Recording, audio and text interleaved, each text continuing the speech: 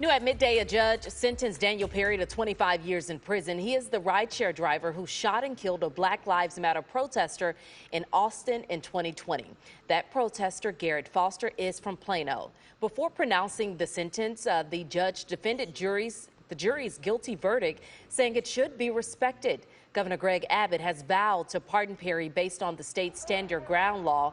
No comment yet today from the governor. That was then. This is now. Texas Governor Greg Abbott pardons Daniel Perry after conviction for shooting armed agitator during BLM riots. This happened in 2020 during those crazy riots. Daniel Perry was defending himself and faced a tough trial. Let's check it out from Post Millennial. Texas Governor Greg Abbott issued a full pardon and restoration of rights for Daniel Perry, the former Army sergeant who was found guilty of murder for the fatal shooting of Garrett Foster during a 2020 Black Lives Matter protest while Perry was an Uber driver. The Texas Board of Pardons and Paroles conducted an exhaustive review of U.S. Army Sergeant Daniel Perry's personal history and the facts surrounding the July 2020 incident and recommended a full pardon and restoration of full civil rights of citizenship, Abbott said in a statement. This is fantastic news. I know a lot of people have been wondering about this, and we knew this would take a lot of time. It would take some time, but we have a pardon here. This is fantastic news for Daniel Perry. Among the voluminous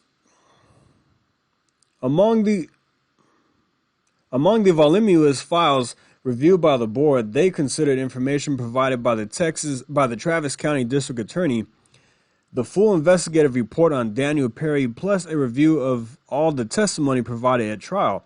Texas has one of the strongest stand your ground laws of self-defense that cannot be nullified by a jury or a progressive district attorney. I thank the board of its thorough investigation and I approve their pardon recommendation.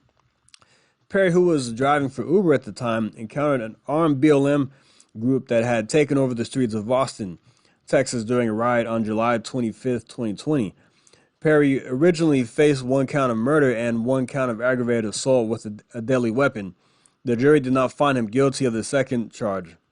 The Austin Police Department said that the car turned onto Congress Avenue near 4th Street at 9:51 p.m. Protesters who were marching in the area surrounded the car, and Foster, who was part of the group, was armed with a rifle. I made a wrong turn. A guy pointed a freaking weapon at me and I panicked. I don't know what to do. I'm just an Uber driver. I made a wrong turn. I've never had to shoot someone before. They started shooting back at me and I got out of the area, Perry told a 911 operator that night. Now, after I read this article, we're going to get into the stand your ground law here in Texas, explained by an attorney. The driver, who was later identified as Perry, fired 5 shots from inside his vehicle, hitting Foster. Foster did not fire, but another member of the group fired 3 shots at the vehicle. Perry and the other shooter were detained. Perry's defense team said during opening statements at the trial that Perry had to defend himself when he was swarmed by the group.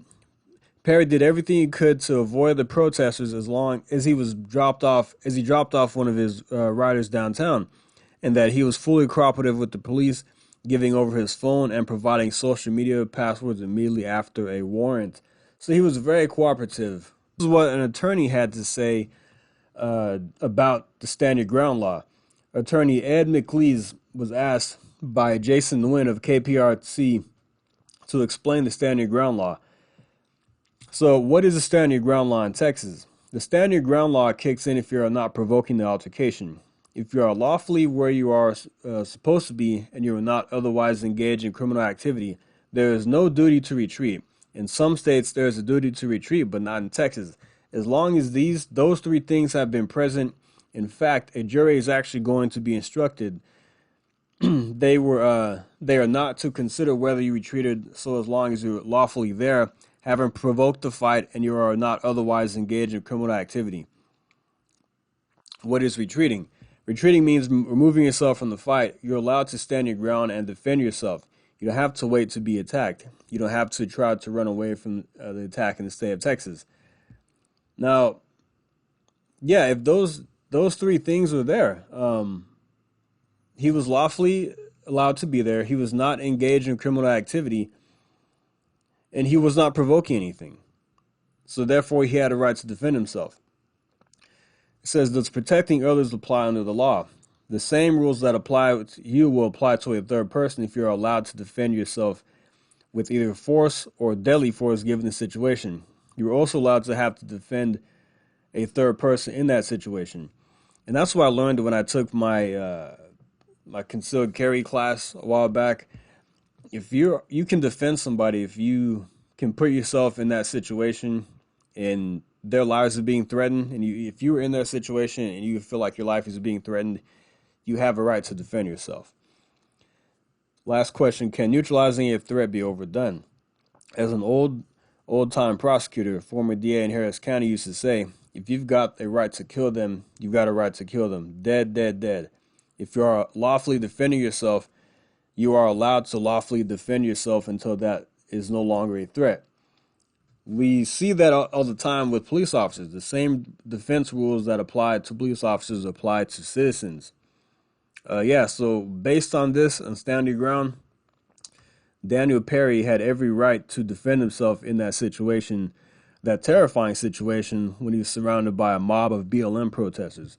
Look, it's unfortunate that somebody lost their life, but these people, he felt threatened, a gun was pulled out on him, and he didn't know what to do. So he did the right thing, in my opinion, and based off of this pardon, Greg Abbott understands that he had a right to defend himself in the state of Texas, which is why if things like this happen, it's far better to happen in places like here or Florida or anywhere else where the Second Amendment and self-defense is respected versus a place that's run by a bunch of liberal lunatics. And this guy could have spent the full 25 years in prison that he was charged with, convicted with.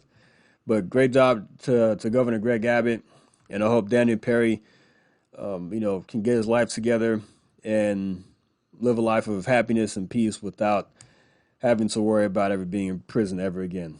But all right, guys, I'm going to leave it right there. I just want to give you a great update with that story. Thanks for listening. Like and subscribe. See you next time. Thank you. Take care.